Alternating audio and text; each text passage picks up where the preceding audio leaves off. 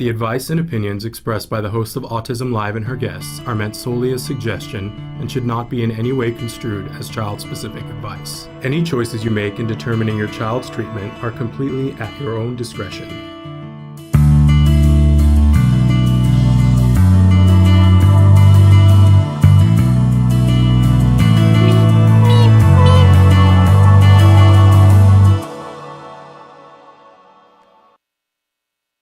Good morning and welcome to Autism Live. I'm Shannon Penrod. We're coming to you live from our studios in Woodland Hills. I'm just noticing because I drew on my angry eyebrows today.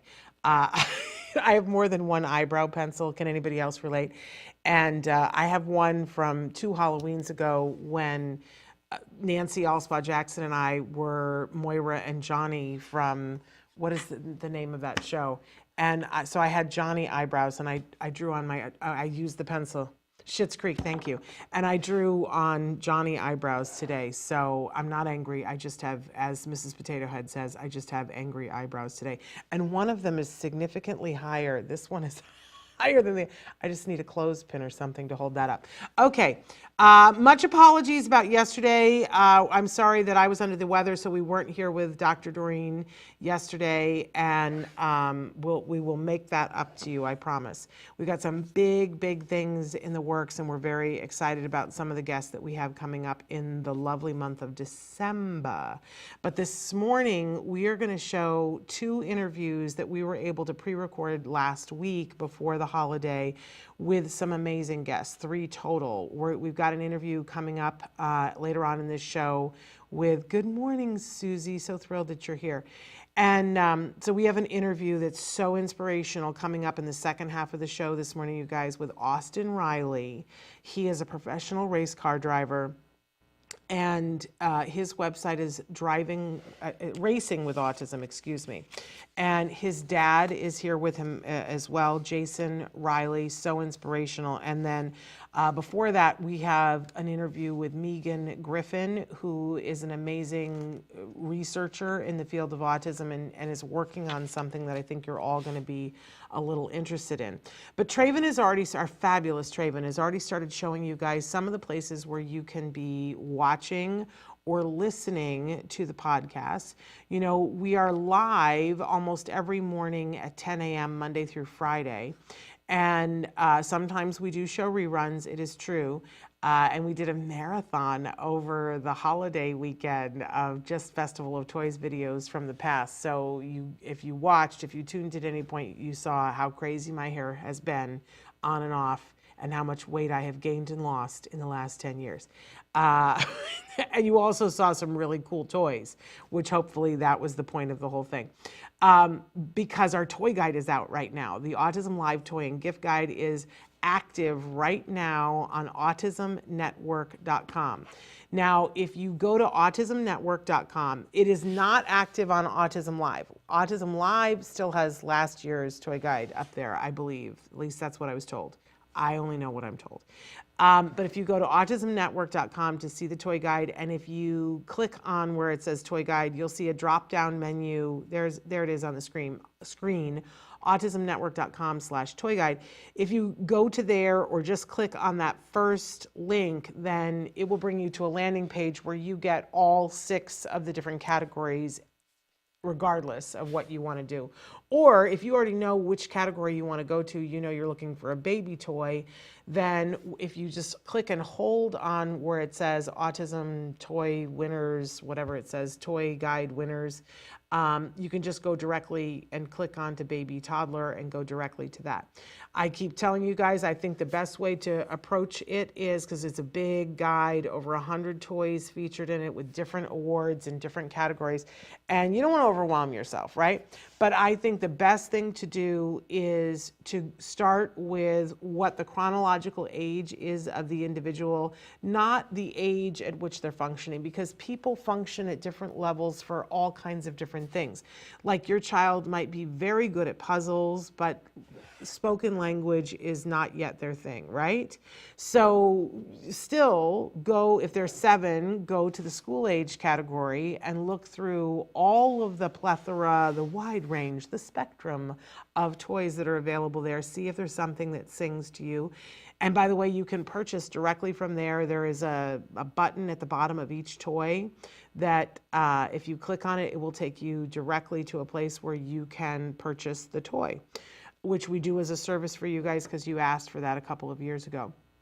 But if you don't find something in the category that's the chronological age, then we encourage you to look in other age ranges, because we tried to address the wide range of functionality that individuals on the spectrum would have within each age range. So you'll see some things in the adult category that might work fabulous for some 5-year-olds and vice versa. So do check out the other categories, but start with the age that you start. And again, that's autismnetwork.com, and we hope that you appreciate that. And you can watch.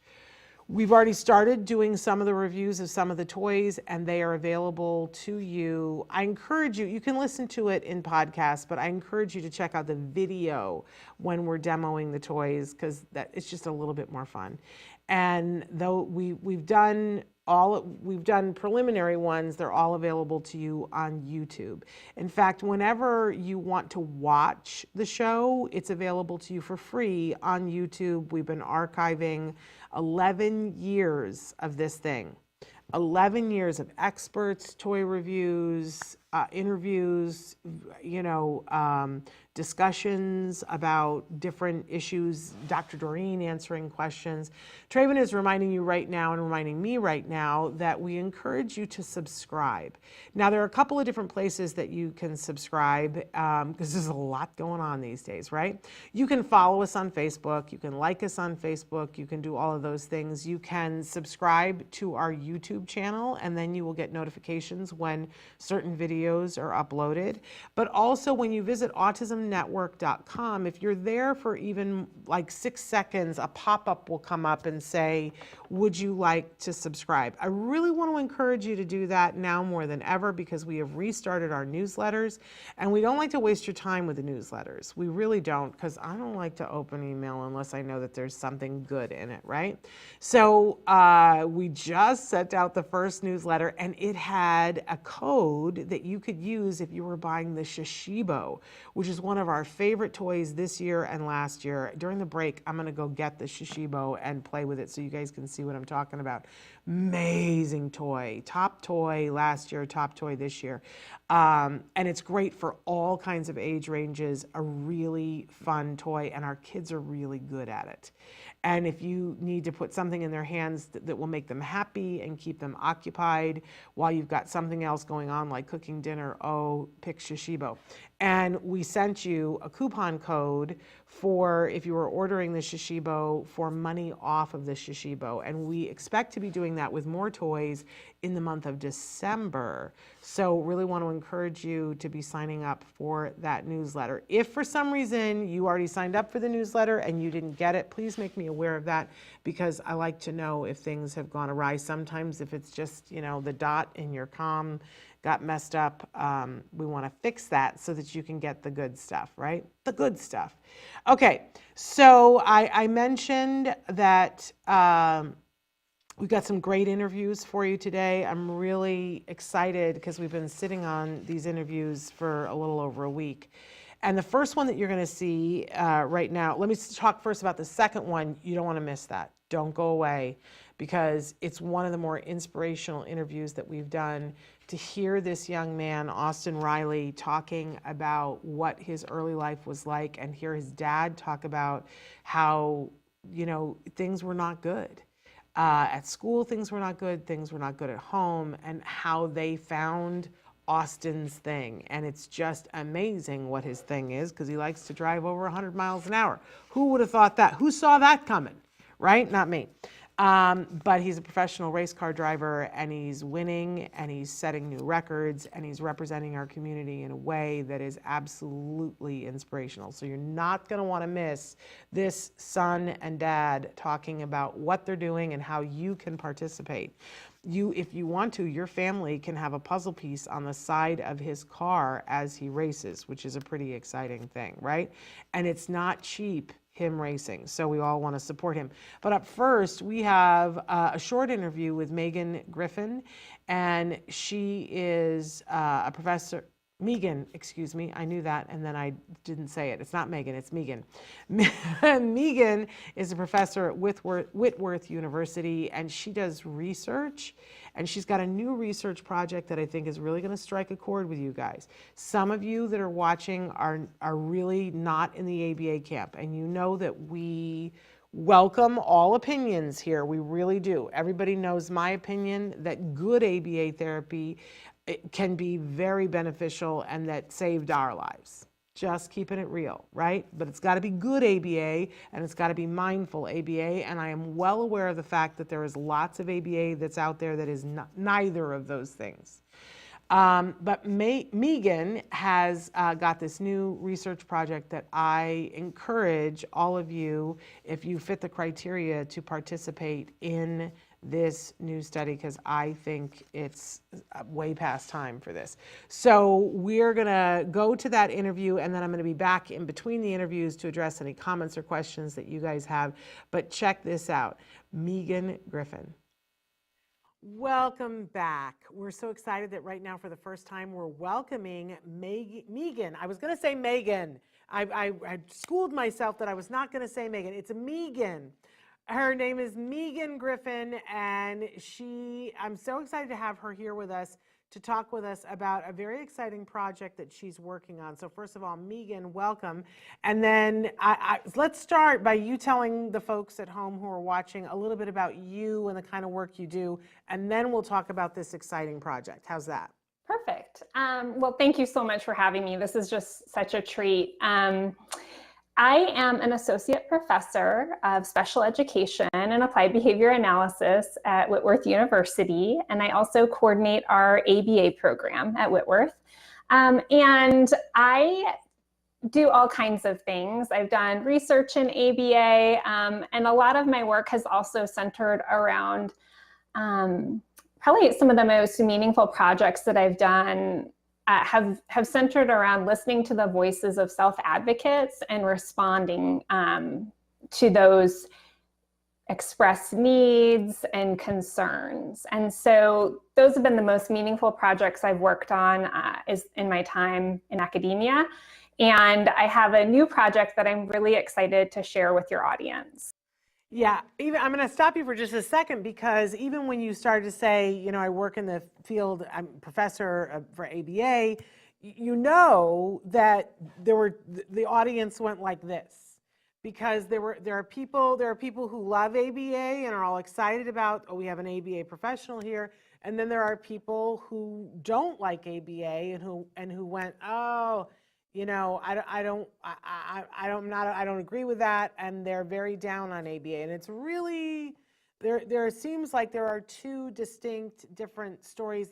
I haven't heard a lot of people who are like, oh, ABA, I don't really have an opinion, that know about ABA. So when you reached out to me and said you were working on this project, which you're going to tell people about, I was like, this is great. So tell them what it is that you do and that you're doing. Yes, well, so it's a really polarizing topic for good reason. And so, you know, essentially the backstory of this study is that I've been in ABA for a while now, and I would say probably for the past 5-ish years, 5, maybe 7 years, I've become increasingly aware of some of the concerns that people have about ABA. Mm-hmm. Because I was trained in this field, I knew a lot of the great stories. Like, for example, Shannon, you've had a great experience, and so you talk pretty openly about that.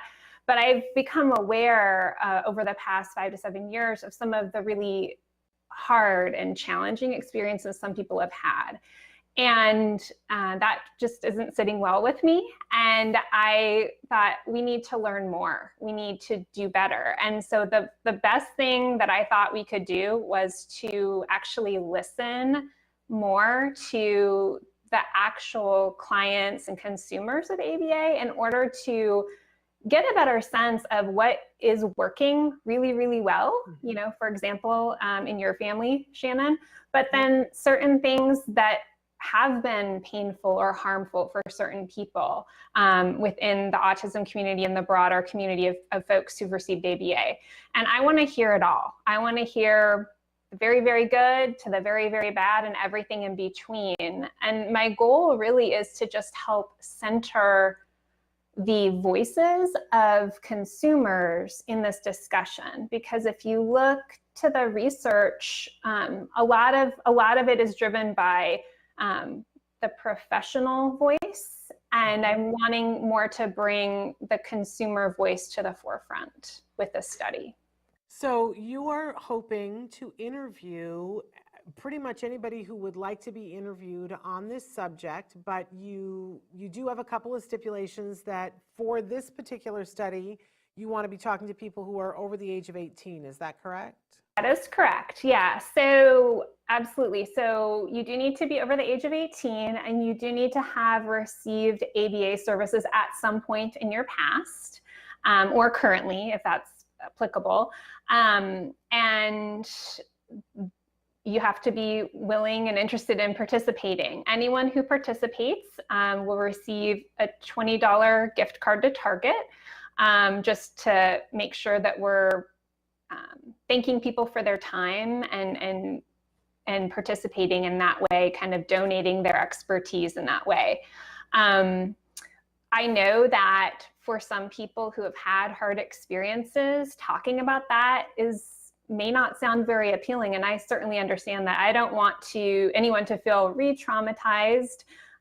So any questions that I ask, participants are fully able to answer as many or as few of the questions as they want. So it's all, at the discretion of the participant, the level of input they give. Okay. So, and I hope that everybody hears this and that you spread this information to the people that you know in the community, that if there's somebody you know who has had the experience of going through any amount of ABA, that what Megan is looking to do is to tell all of the stories. So it does not matter whether you are a huge champion or you are somebody who is very staunchly in the category of that this is not okay. I love this, Megan, because I always say if somebody is saying that, it's for a reason. They have something to say.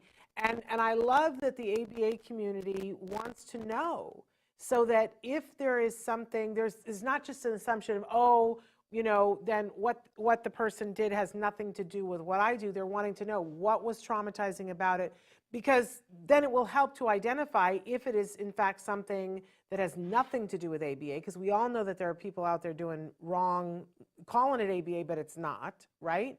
But that in some circumstances, I know, for instance, that Emily Grodin, in the book that she did with her mom, who's an adult now, who was nonverbal at the time, now says, there were two things that I didn't like about ABA. It was boring, and I didn't like that they were in my house.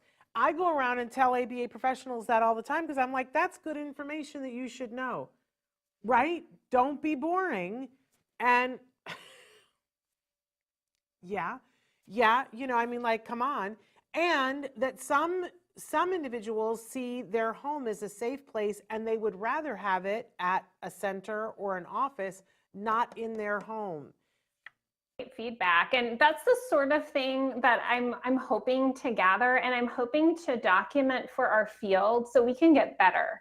I'll tell you, I have been lucky enough to be welcomed into different communities like Facebook groups and different places where people kind of freely and honestly air their concerns about ABA. And I've been learning a lot from those folks. But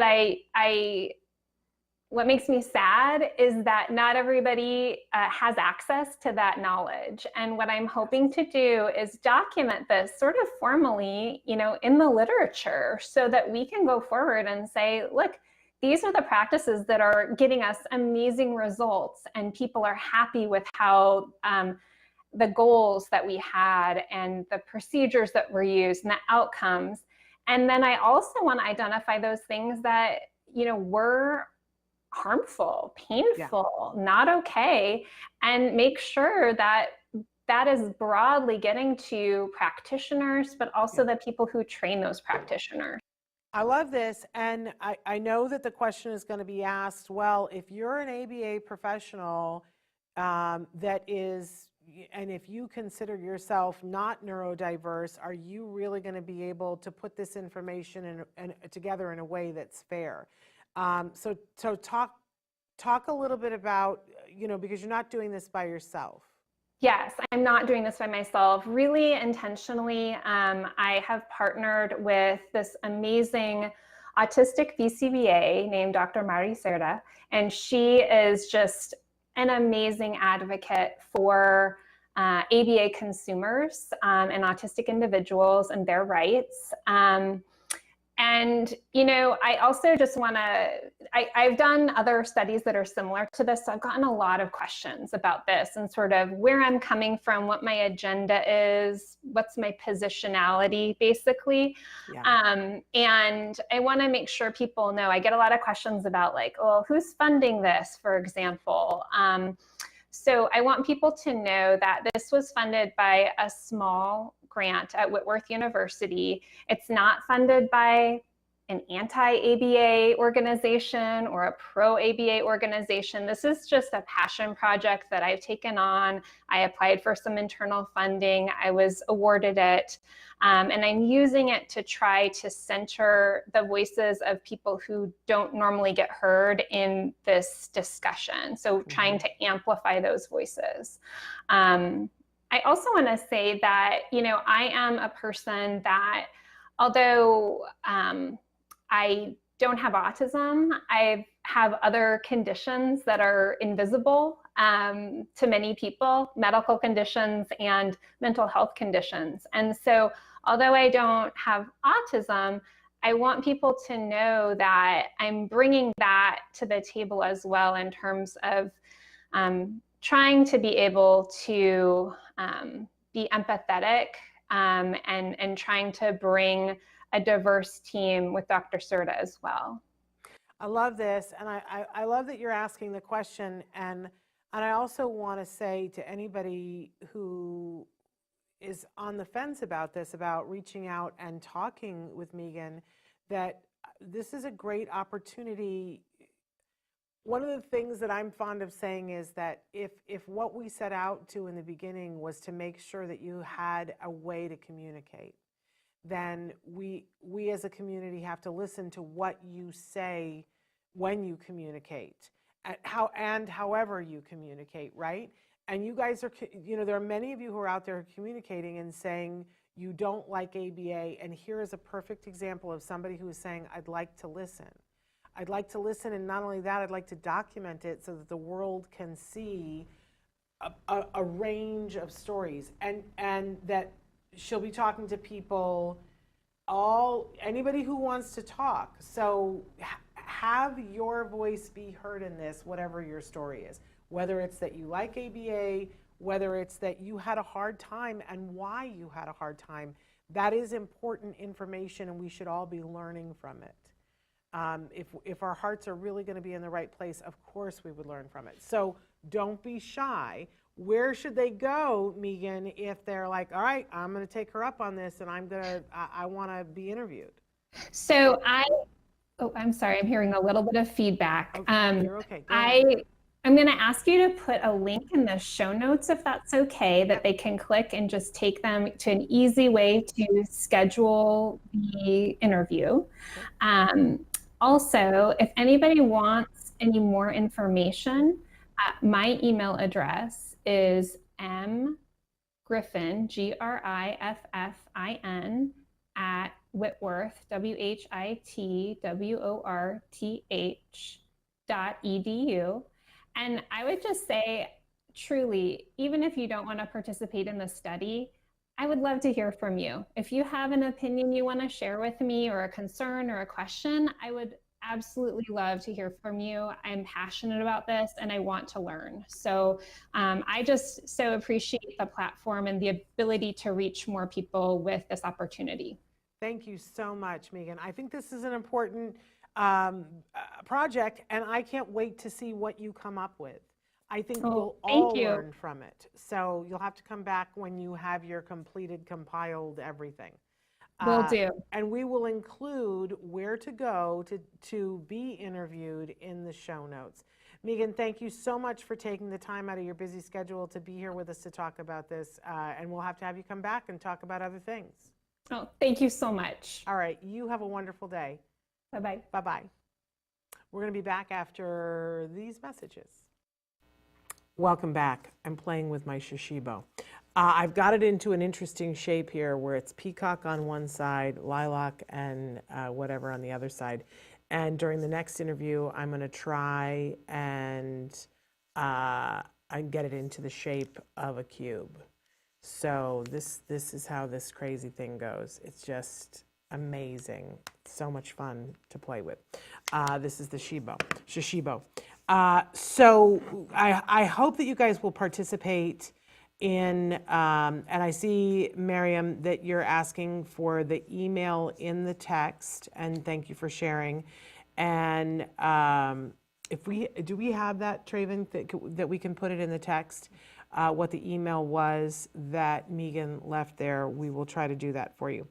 And we'll give you updates because I think that there's a website too. In any case, our next interview, and I told you don't go anywhere because this is like the most inspirational thing I've seen in a long time.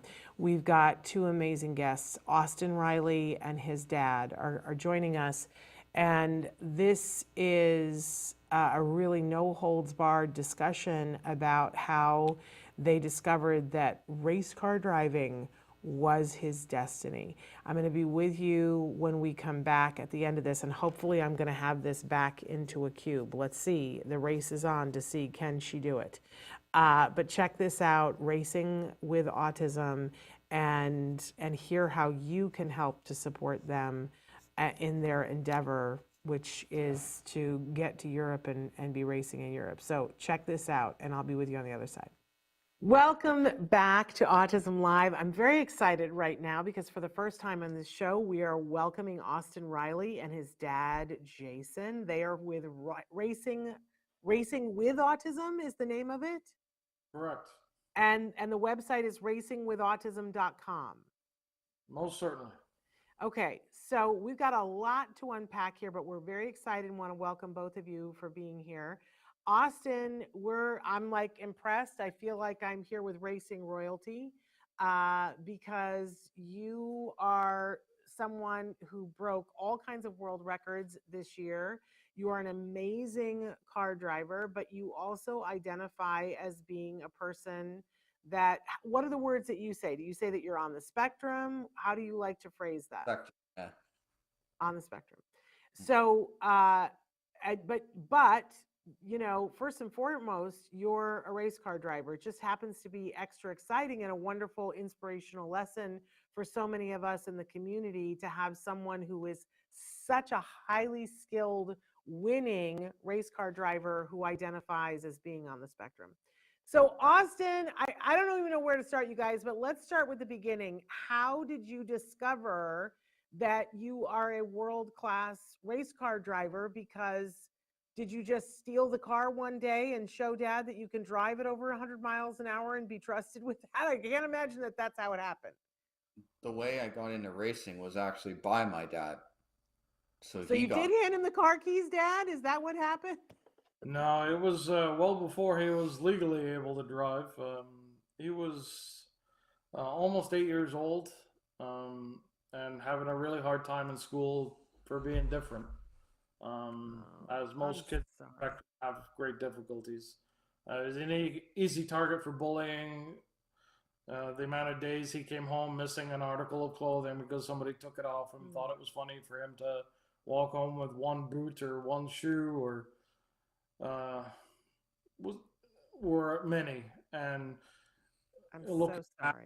Things with Austin, you know, every day we'd open his school agenda and there'd be a massive note about what happened that day. And unfortunately for Austin, you get to listen to hear his mom and dad give him, you know, a hard time over how school had went and make things even worse. And Austin really found the only comfort in life was in his room playing video games and didn't really want to do anything outside of that.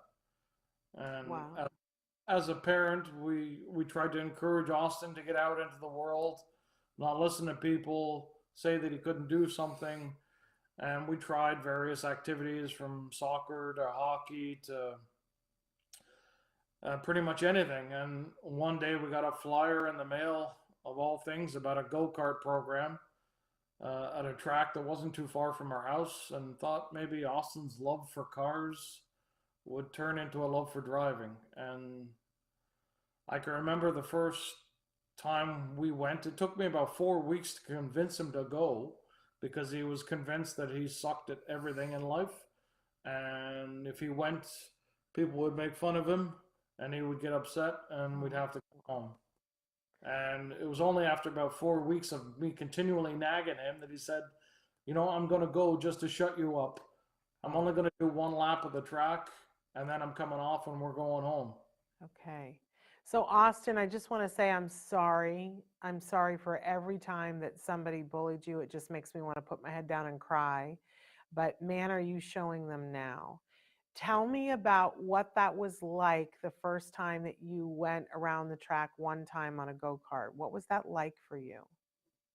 It was fun because I didn't come off, so I knew right there it was life changing. The amazing thing is, after the first lap, Austin wouldn't come off, and when they waved the checkered flag for his group to come off, he wouldn't come off either. What was going through your head, Austin? Was it just, this is great and I'm going to stay? Well, I really didn't know what the rules meant either. Of course. Why would you know? Of course.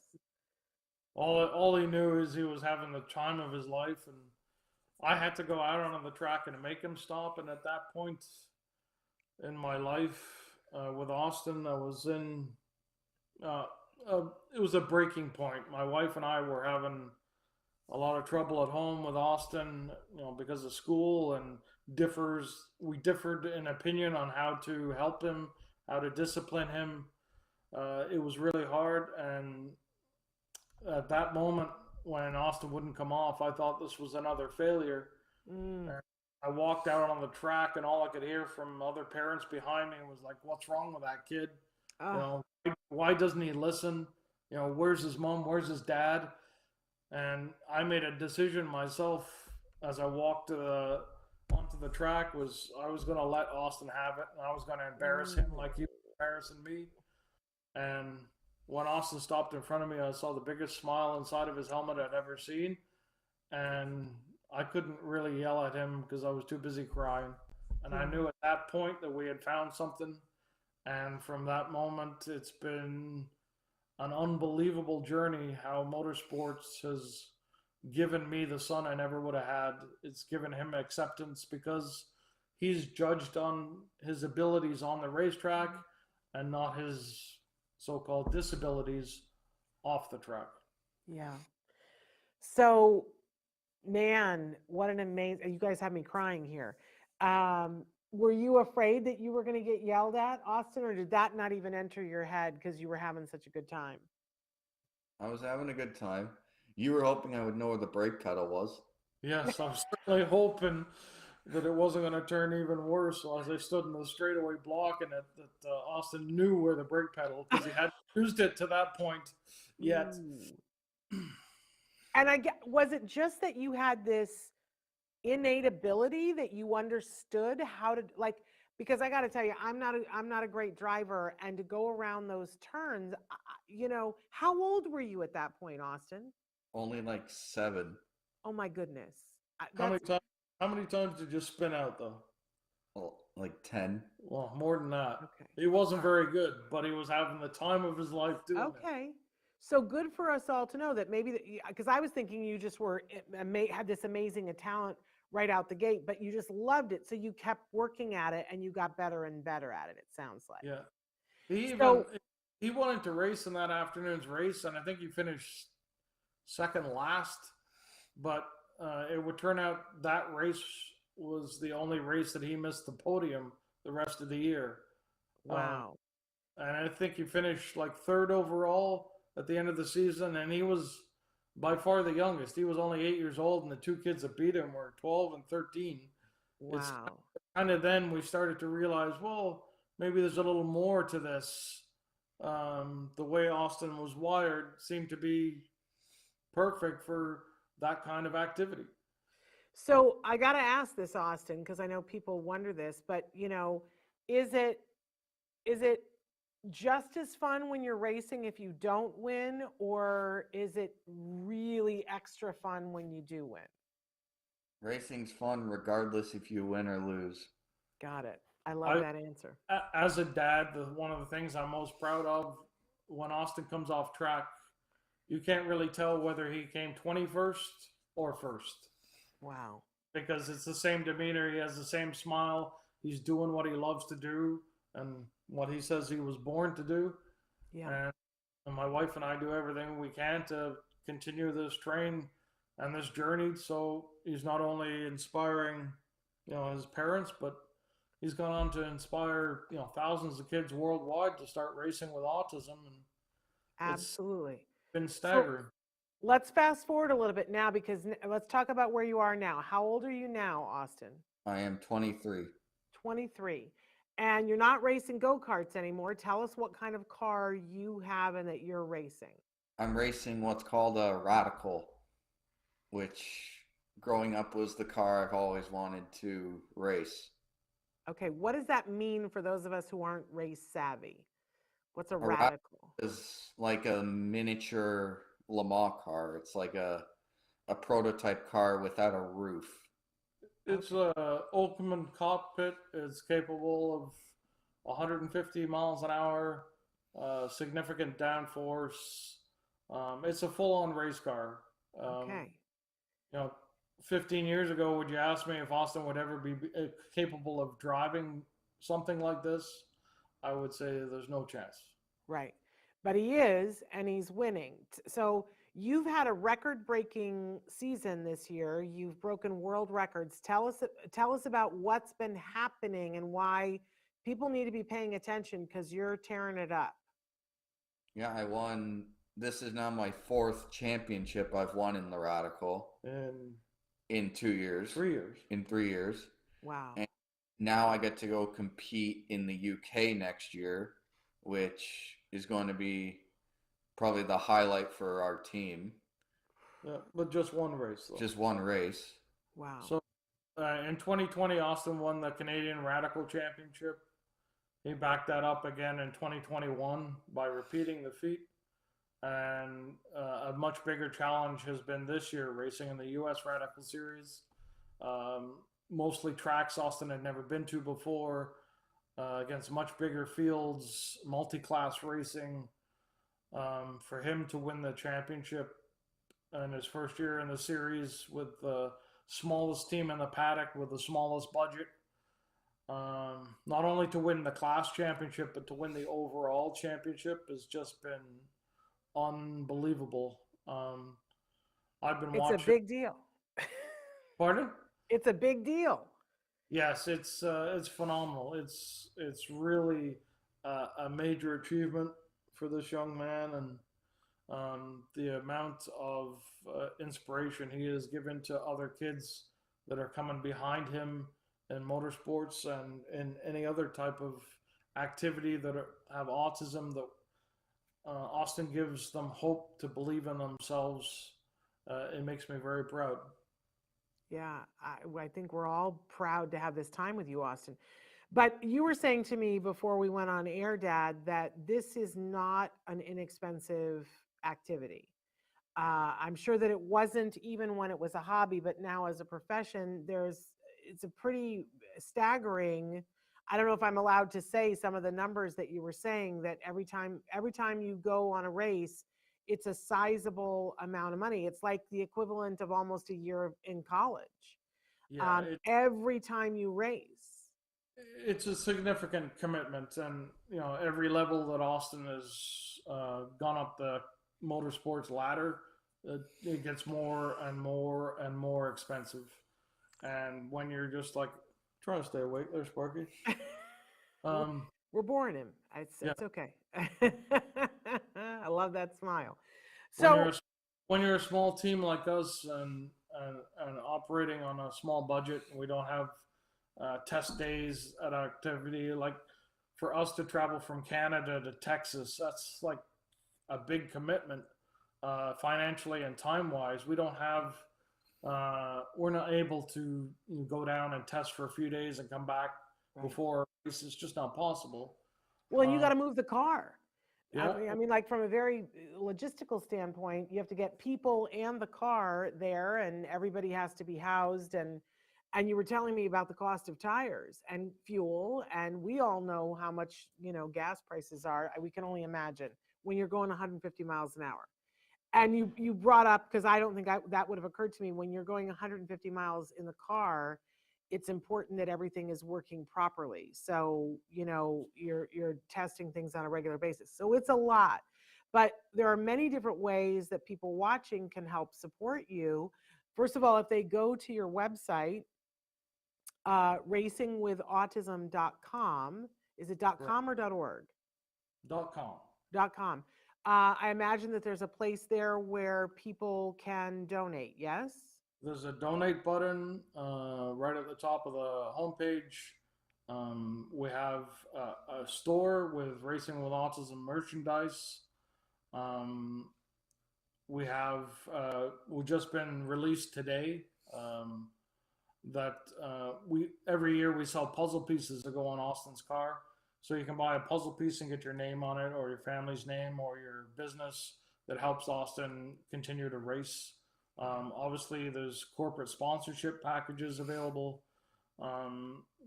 Austin has some tremendous corporate sponsorship that have helped them get this far.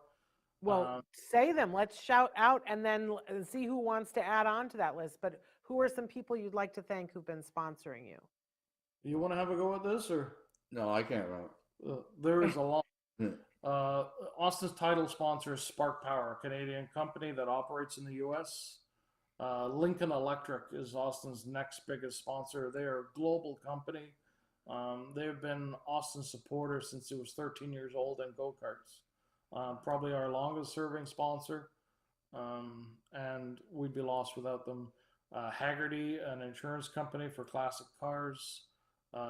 We have just welcomed an Australian-based sponsor, ACL, a US-based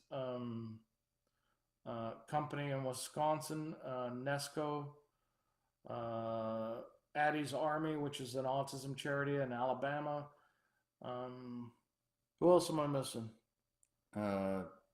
Forest Contractors, Six Sigma, ATC Corral, Six Sigma, which is like a sim racing company.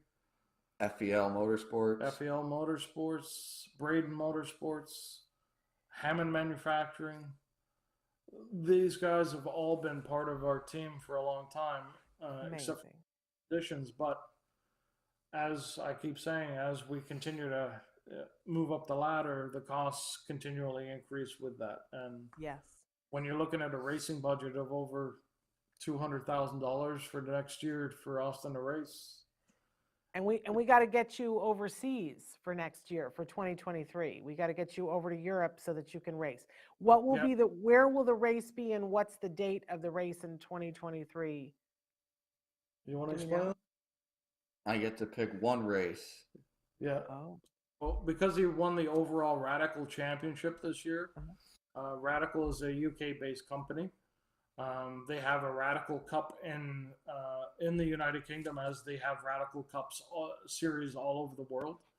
Austin is given the chance to race in the UK as part of the factory team, and he gets to pick one of 6 races he will be racing in. Okay. Have you decided yet, or is it public knowledge which race? We haven't decided yet, and the reason we haven't decided yet is the U.S. Series hasn't published their schedule yet, so it's our plan to race the U.S. schedule again and take another run at the championship. However, in a different class. We'll be moving up Austin to a bigger engine class. Okay. So we got to wait for the U.S. schedule to be published before we can commit to the UK race, because we don't want any conflicts. We don't want them to miss a race. Yeah, of course for not. the championship points. Well, let us know so that we can help promote. And I want to know when and where you're racing so that we can tell our viewers for next year. So when you guys get your 2023 calendar, let us know and we'll make sure to let them know. But let's talk a little bit about there that. You have a, oh, go ahead. Yeah, there's a race. Tentatively hasn't been announced yet, but I think the final race of the season next year will be at Laguna Seca in Monterey. Oh, Monterey, California, you're talking about? Yeah. Okay. Well, I'm in Los Angeles. How about that? But we want to talk about some of your different social media sites because people need to start following Austin themselves so that we can all stay tuned and know what's happening. So talk to us about some of your social media sites and ways that we can follow you, because I know that you're on all of them. I would have them if my computer weren't working, but it's not. So talk to us, Dad, or Austin, tell us where we should go. Facebook, Twitter, Instagram. Okay. So Facebook is Racing with Autism, Instagram is Racing with Autism, and Twitter is Racing Autism. Racing Autism. Okay. Fantastic. We will make sure that we're at Autism Live, we're following you on all of those different sites. There's also a YouTube channel, Racing with Autism, and for 2023, we're going to be adding a lot more content on that. A local filmmaker is donating 12 months of his life to help us tell our story, to help get Austin's story out to the masses. Amazing. Much more than just one old man being the one-man band. It'd be help. And next month we head down to Alabama. Yeah, we have a charity gig in Alabama next December 17th for Addie's Army. Special event at a racetrack, Barber Motorsports Park, where the charity invites families from all over Alabama to bring their children on the spectrum, and they get to ride around the track in exotic cars, classic cars, and Austin's race car. I love it. It's pretty awesome as a dad to watch. For me to put in a young man or daughter, young man or young girl in Austin's car, and just see the look he gets, like, you know, he has autism too, and look what he's doing. Yeah. It sparks something. There's something magic about it, and it makes me really proud to see that. Yeah. And really looking forward to get back to Alabama on December 17th. Amazing. I think everybody who's watching who has kids on the spectrum is going go-karting this weekend. You're going to start a trend. Everybody's going to be like, oh, I wouldn't have thought of that, but I'm going to take them and do that. Austin, go ahead. I get so many emails and messages on our social that find Austin's story and say, okay, that's exactly what I'm going to do. I'm going to put my son or daughter in go-karting. I always say this: do they like cars? Do they like driving? If not, it's probably not for you. No, I think this is something very special to Austin, but it's worth a try. It's worth a try. Because if it is their thing. For Austin, the way his brain is wired, the way his sensory system works, racing brings so much joy to him, because Austin is hyposensitive to touch. He likes a lot of force in the world. So the faster he goes, the more force is created, the more calm he is. The seatbelts he has to wear in the car are very restrictive. The helmet's very tight. The race suit's very tight. The G-force the car creates are extreme. And all those things together make Austin very calm. Sitting beside... You like that, Austin. You like that? Yeah. That's amazing to me. I was going to ask... Go ahead, finish. Sitting beside me, he's nervous and anxious and just wants to get things over with. In a race... We're almost done. It's like the polar opposite. For you and I to be going as fast as he goes, we become more anxious the faster we're going. He's the opposite. He becomes more calm and relaxed. Isn't that amazing? Because I was going to ask you, Austin, I get car sick on a bicycle. I am someone who was never meant to move. Although I'm constantly in movement, I like to be stationary. Like, I can't ride the merry-go-round at Disneyland. I get car sick on the tram at Disneyland. I am just not meant to be, I can't go skiing. It's moving too fast, right? So I cannot imagine. I think I've been in a car when it went 100 and I cried because I didn't like it so much. I don't like being in a plane, but you absolutely love going that fast. Yeah, I love going that fast. I love driving on the road too in general. Like I just love driving, period. That's amazing. I think people in our community need to hear that because it feels like we've had a little bit of a revolution in the last 10 years that more and more people on the spectrum are driving. But you must be aware of the fact that 10 years ago, the presumption was that if someone you loved was diagnosed on the spectrum, they likely would not drive. And to see that someone who is doing so well at the level that you're doing it, that the expertise that you're showing, and you happen to also be on the spectrum, that's giving a lot of us a lot of hope, Austin. A lot of hope. Yeah, yeah. The funny thing is, when he was 16, 17, 18 years old, Austin had his national race car license, but didn't have his actual driver's license. So I still had to drive him to the track. And now I have my driver's license. Now he has his own driver's license. He has his own car. He has he does food delivery. Our local town. So it's. Is it boring to drive slow though? No, as long as you got a manual car, it keeps me busy. Okay, so you like manual. Yeah, I drive stick shift. Okay. Yeah. My son is 19 and he's just starting to drive, and he keeps wanting to buy a car that's stick shift, and I keep telling him no, but you prefer that. I only buy cars that are stick. I won't drive an automatic. Interesting. Yeah. All right. He only buys cars. He only has one. He's only ever had. But so is your race car is also stick, or is that? It's paddle shift. It's paddles. It has a clutch to get the car moving, but after that, it's my road car is a manual. Okay. Yeah. All right. Austin's first race car was fully manual. Okay. Yeah. So what's the end game here? What's the race that if you get to race in your life, it will be the biggest excitement? What's the one you're hoping for down the road? What am I hoping for? You told me, dude. What's the big race that Austin wants to run? The IMSA series. So there's a IMSA series is probably a step or two up from where he is. Okay.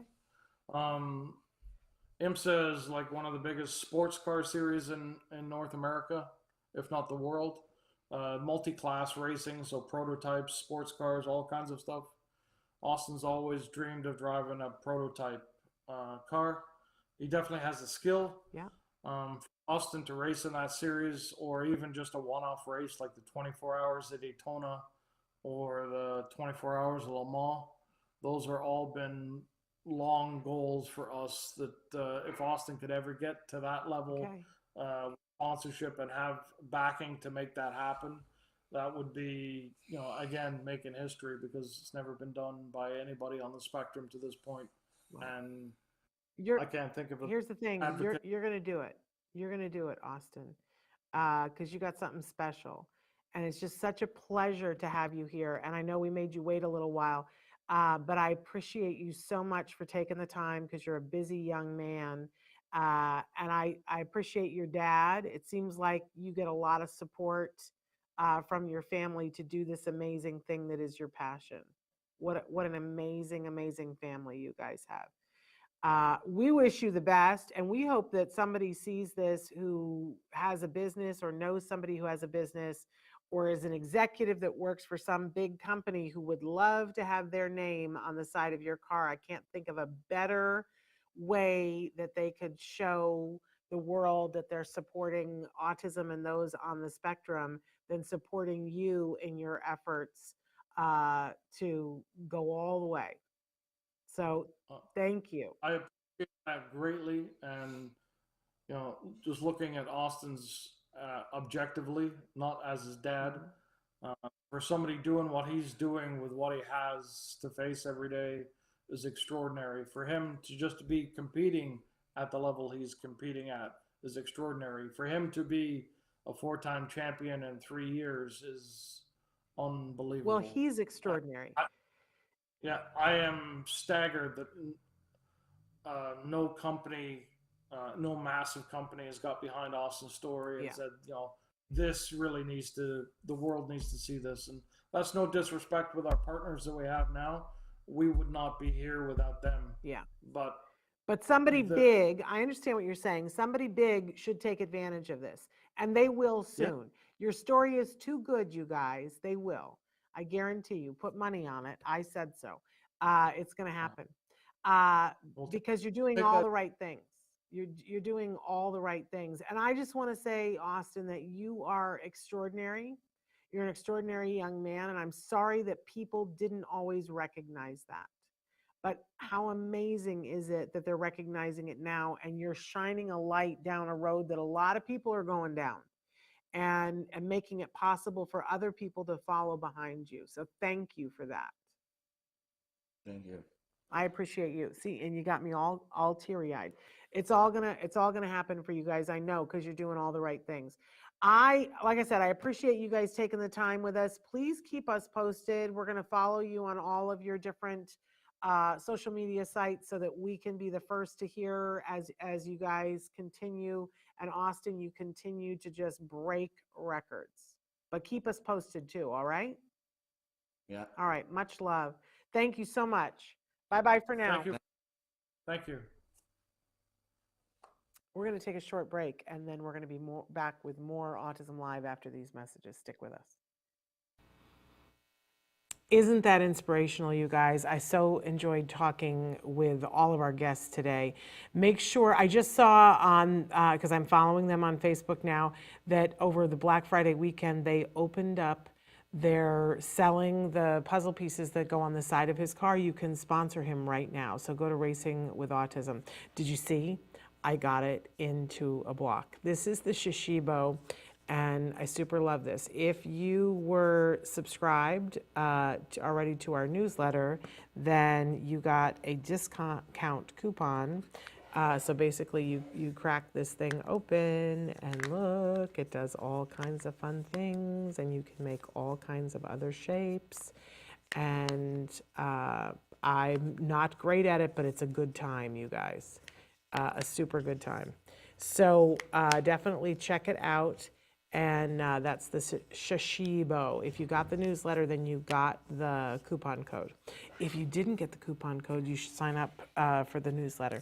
So, because you can get a certain percentage off of a new Shishibo, and they come in all different colors. They're really super fun, you guys. So let's talk a little bit about the rest of this week. So tomorrow we are going to replay our second episode of Let's Talk All the Things with Rachel and Shannon, where we made holiday vegetable trays, and it was a pretty hilarious show. So that will be tomorrow. And then on Friday, Stories from the Spectrum. And then we're back with all new programming next week. So that will be really exciting, including a Let's Talk Autism with Shannon and Nancy that will be happening next week. And we will have Dr. Grampy back. And we've got some exciting more things to talk, Festival of Toys, and more things to help you to get through the holiday season, because it's not always easy, right? But hopefully you guys had a good Thanksgiving week, and we're all recuperating from it, myself included. So I just wanted to take a second and say that, again, that I'm grateful for all of you and grateful for you tuning in. We will be back tomorrow with Let's Talk All the Things with Rachel and Shannon, excuse me. And until then, please give your kiddos a hug from me and one for you too. Bye-bye for now.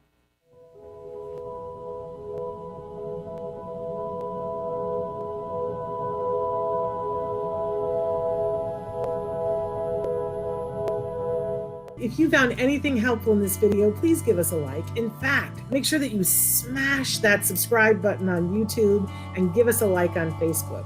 You can also follow us on Twitter and on Instagram for important updates.